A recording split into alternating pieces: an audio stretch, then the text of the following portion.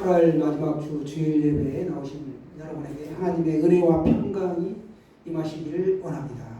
이 시간에는 하나님의 구분과 복주심이라는 제목으로 함께 은혜를 나누겠습니다. 하나님은 의인과 악인을 구분하시고 의인에게는 복을 베풀어 주십니다. 하나님은 당연히 악인을 멀리하시고 의인을 가까이 하시죠. 악인은 하나님의 자녀를, 의인은 하나님의 자녀를 말씀하죠. 악인은 하나님이 없다 하고 하나님을 무시하고 세상의 방식으로 살아가는 사람을 악인이라고 볼 수 있습니다. 오늘 본문 23절 말씀 우리 다 같이 보겠습니다. 23절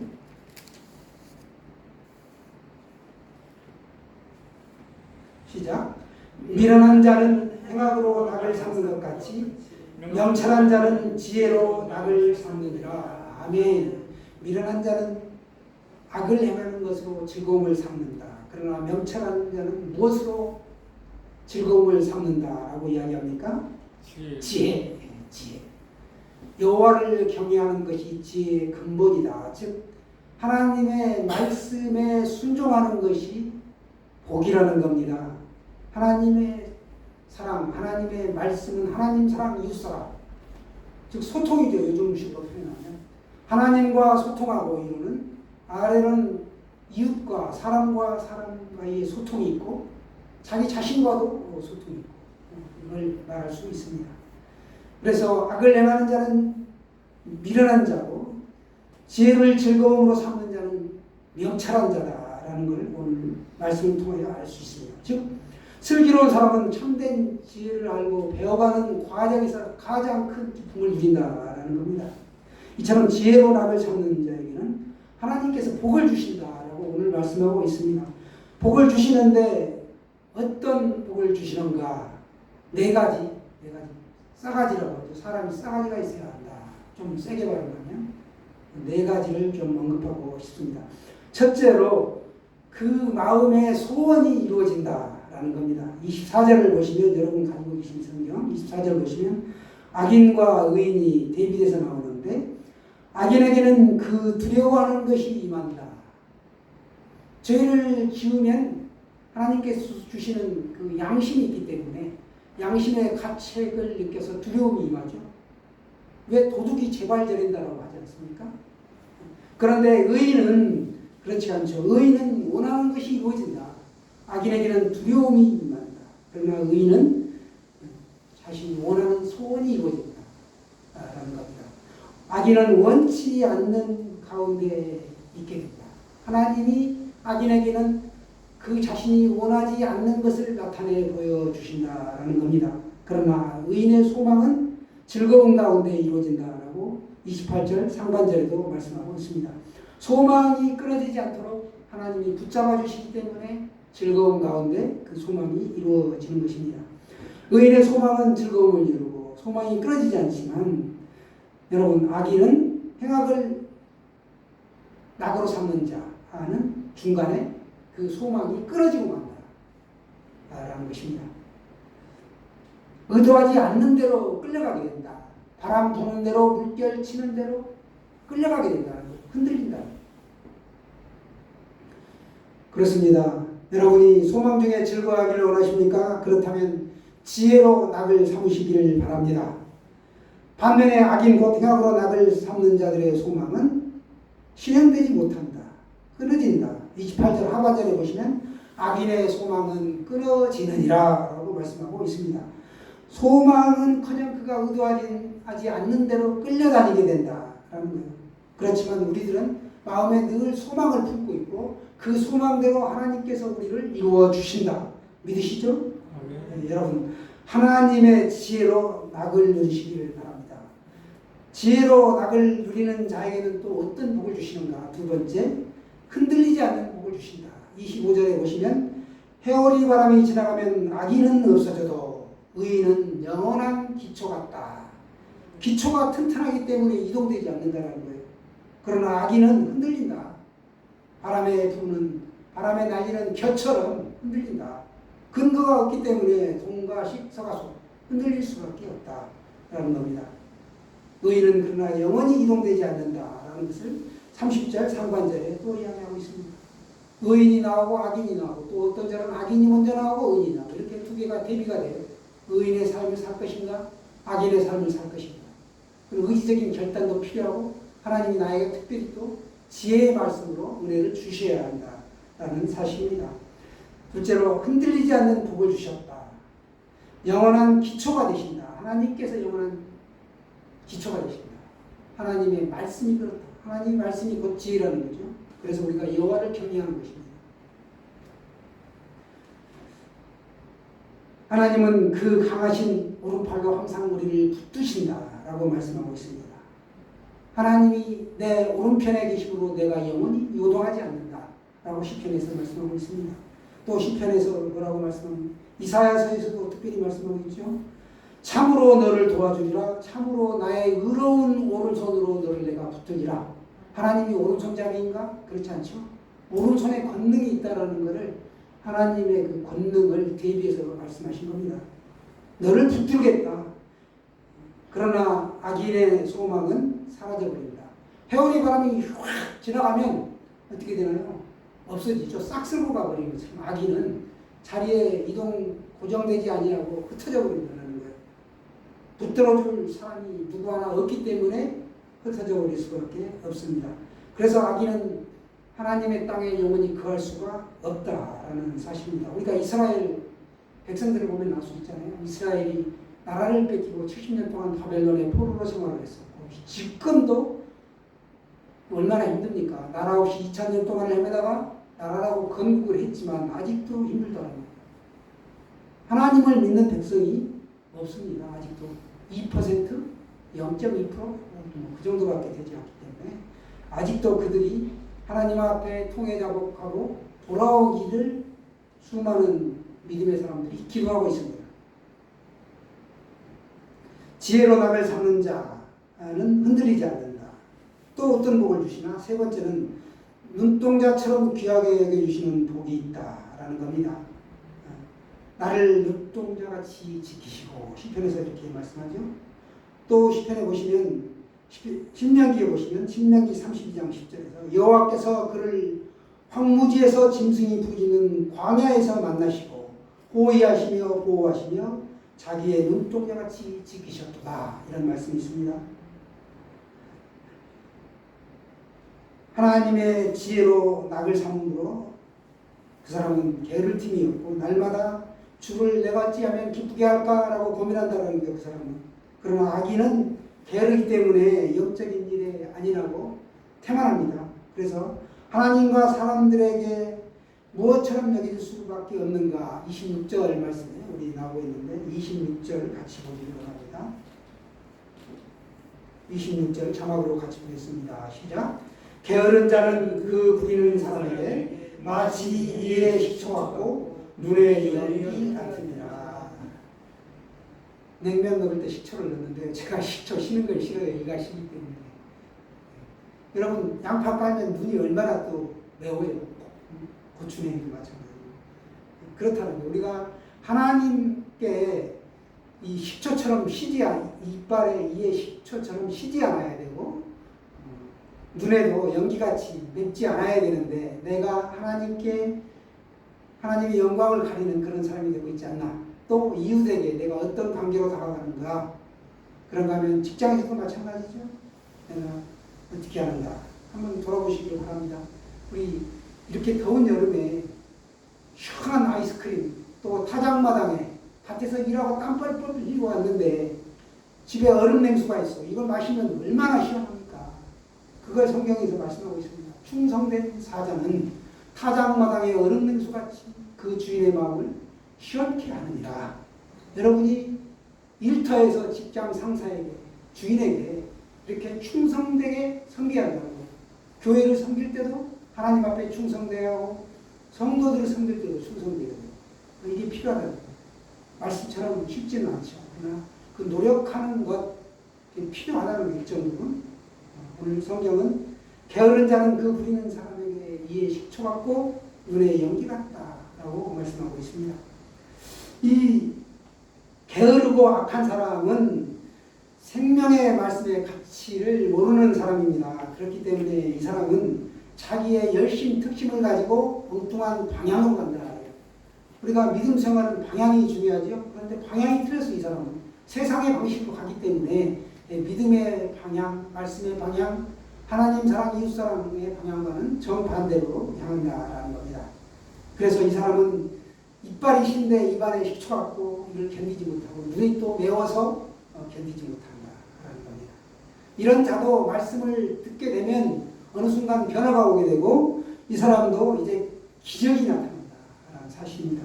말씀으로 변화되지 못할 사람은 없습니다. 생명의 말씀의 가치를 알고 하나님의 말씀을 알게 되면 그 교회는 부흥이 임한다라는 겁니다. 영적인 부흥, 숫자적인 부흥 이런 게 온다라는 거예요. 우리가 하나님을 경외하면 늘 마음에 기쁨이 있습니다. 그러면 그 기쁨 때문에 내가 감사가 넘치고 암이라든지 이런 질병이 틈타지 못한다는 거예요. 나쁜 기운이 나에게 오지 않습니다. 그러나 내가 세상의 방식으로 살고 악을 행하면 나에게 암이 찾아올 수도 있고 나쁜 질병이 올 수 있다라는 겁니다. 여러분, 이 땅에서 장수의 복을 누리는 거 좋죠? 네. 오래 살든 짧게 살든 우리에게는 말씀이 있다. 그래서 우리는 죽어도 영생을 누리게 된다. 영원한 생명을 누리게 된다라는 겁니다. 그러나 예수 믿지 않고 세상의 방식으로 사는 사람들은 이 땅에서 사는 게 곧 지옥이다 라는 겁니다. 어떤 목사가 자신 있게 잘 살았노라고 생각하면서 죽어서 천국에 갔습니다. 그런데 거기 가서 깜짝 놀랐어요. 동네에서 난폭 운전을 하기로 유명한 택시기사를 만난 겁니다. 아니 저 사람이 어떻게 천국에 갔지? 그런데 자기를 위하여 지은 집을 보니까 조그마한 계집처럼 작은 거예요. 그런데 그 택시 기사를 위한 집은 대궐같이 으리으리한 집이 지어져 있는 겁니다. 이걸 보고서 그가 견딜 수 없어가지고 하나님께 따집니다. 하나님, 제 집은 왜 이렇습니까? 그런데 이 사람의 집은 왜 이렇게 큰가요? 했더니 하나님이 뭐라고 대답하시는가? 너는 설교할 때마다 성도들이 그렇게도 졸더구나. 그래서 성도들이 천국에 올 수 없었다. 그래서 너에게는 이 집이 족하다. 이렇게 말씀하시고 그 택시 기사는 난폭 운전을 일삼았다. 그런데 그때마다 거기에 탄 택시 승객들이 그렇게 하나님을 찾고 간절히 기도하고 붙잡더라. 누가 더 천국을 많이 보냈겠느냐. 그래서 이 사람은 상급이 크다. 이렇게 말씀하셨다는 거예요. 여러분, 우리가 그 택시 승객들처럼 하나님을 붙잡아야 한다는 거예요. 말씀을 붙잡아야 된다는 거예요. 주의 말씀은 내 말에 등겨 내 길에 빛이니라. 시편 110편 105절에 말씀하고 있잖아요. 우리가 이 택시 기사가 비록 이 땅에서 잘못 쓰인 것, 나쁜 행실을 했지만 그게 도리어 하나님을 찾는 계기가 됐다는 거예요. 선의 도구로 활용됐다는 거예요. 내가 어떻게 쓰임받느냐? 중요하죠? 그렇습니다. 여러분, 지혜의 말씀을 붙잡으시길 바랍니다. 의인은 하나님의 복을 받을수록 더욱 하나님의 복을 사모하게 되고 그게 전파됩니다. 그래서 더욱 많은 사람들에게 하나님의 복이 임하게 되죠. 왜냐하면 점점점 누룩처럼 번져나가기 때문에 그런 겁니다. 그러나 악인은 그 소망을 들어줘 봤자 영향력을 미치지 못하기 때문에 하나님은 들어주시지 않습니다. 악인은 오히려 더 잘되고 잘되면 그걸 다른 악의 도구로 사용한다는 거예요. 하나님을 위하여, 하나님의 영광을 위하여, 사람들을 위하여 사용되는 게 아니고 자기 자신이 잘 먹고 호의호식하는 데만 사용하기 때문에 하나님은 그 기도를 들어주시지 않습니다. 여러분, 어떠한 어려움이 있어도 하나님을 붙잡아야 합니다. 그들은 이 땅에서 일견 잘 되는 것처럼 보입니다. 아파트도 수도권에 여러 채요. 예금이 넘쳐나고 은행의 통장에 잔고가 넘쳐나고 집의 금고에는 금괴가 가득 있다 할지라도 그들이 정작 죽어서 이 세상을 떠나게 되면 그들이 가지고 갈 수 있는 것은 아무것도 없다. 그러나 우리 믿음의 사람들은 영원한 생명, 즉 천국에 커다란 맨션이 준비되어 있다는 겁니다. 너희가 거처할 처소를 예비하러 가겠노라고 주님이 우리를 떠나시면서 우리에게 약속의 말씀을 주셨습니다. 천국에는 우리의 맨션이 있고 우리가 이 땅에서 행한 대로 복음받는 상급이 있다는 것 믿으시기 바랍니다. 우리의 몸과 혼은 우리가 이 땅에 속한 사람들입니다. 그러나 우리의 영은 하늘에 속한 사람들이죠. 사랑하는 여러분, 우리는 이 세상에서 우리가 하는 말에 의하여 달라진다. 오늘 이 잠언의 그 말씀들은 특별히 우리의 언행심사, 언행을 말씀하고 있습니다. 생각을 다스리고 입의 말씀을 다스리라는 거요. 10장 31절 32절 말씀 또 같이 보겠습니다. 31절 2절 계속해서 합독하십니다. 시작. 의인의 입은 지혜를 내어도 패역한 혀는 배임을 당할 것이니라. 32절이요. 의인의 입술은 기쁘게 할 것을 알거늘 악인의 입은 패역을 말하느니라. 아멘.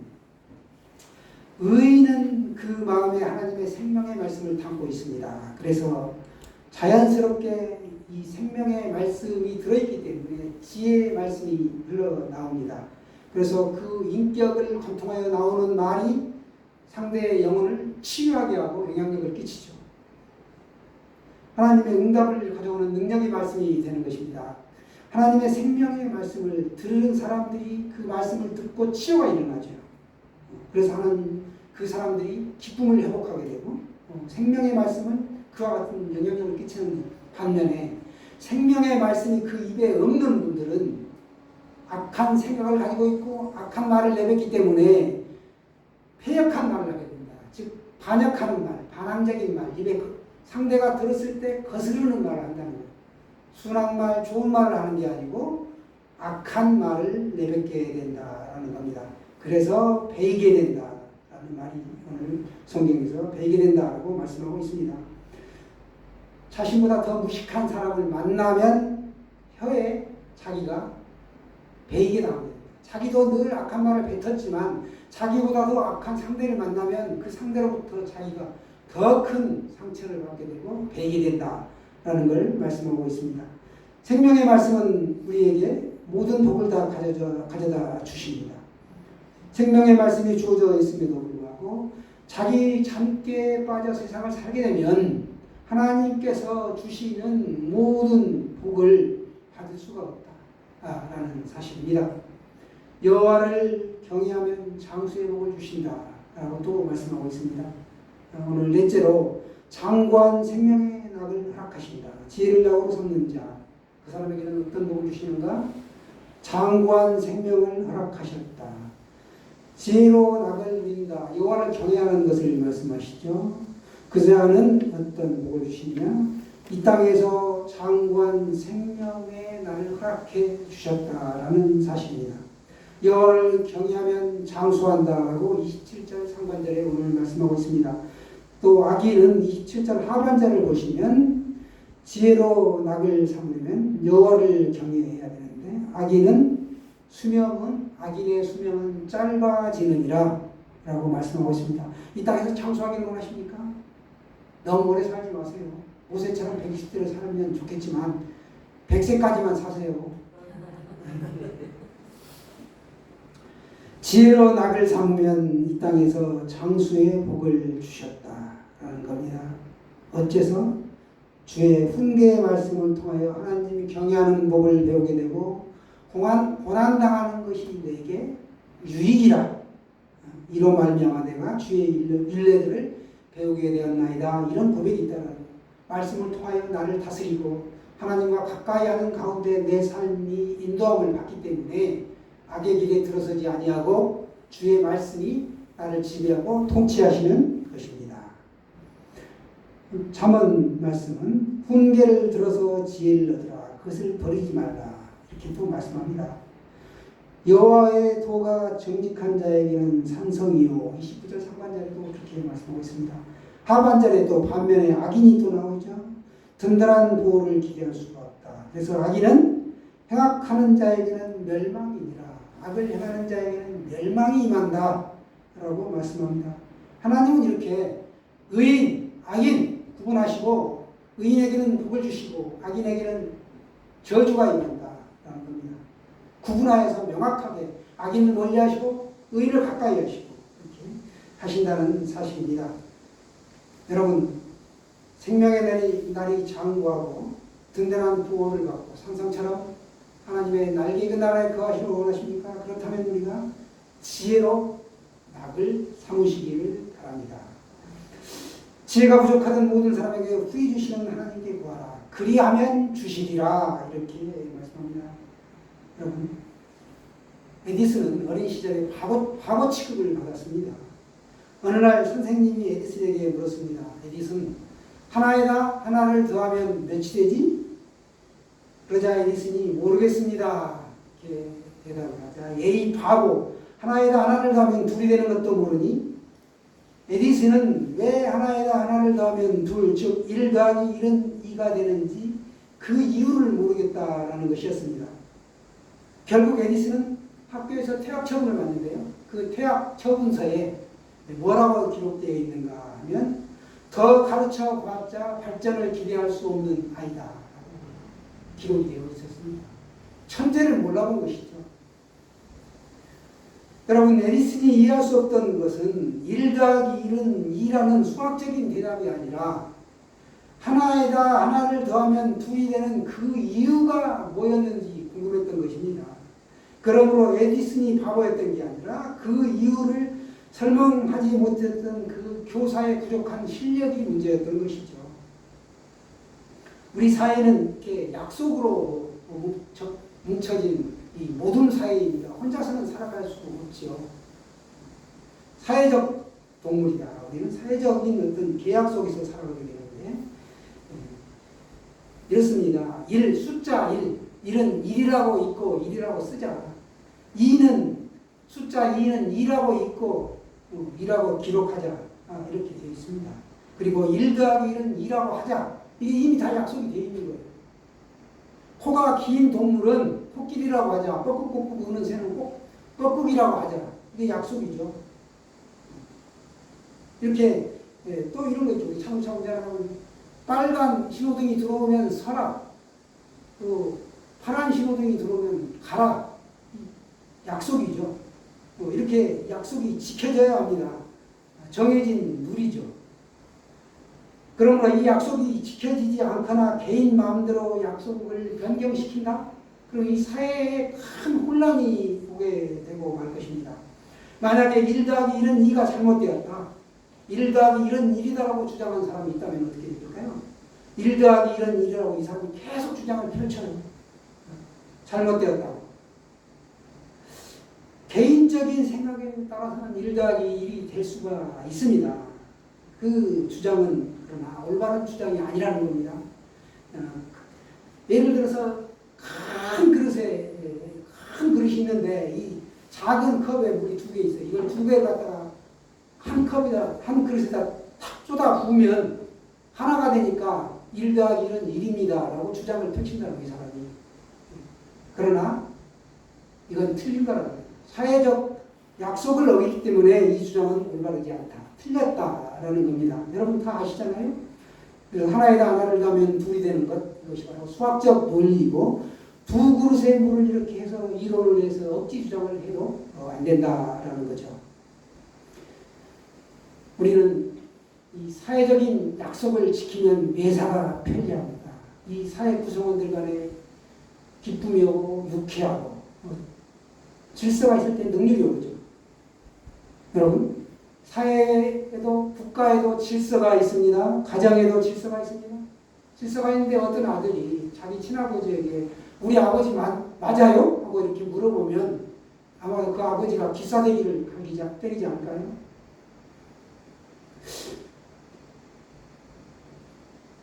교회에도 또 질서가 있다는 거예요.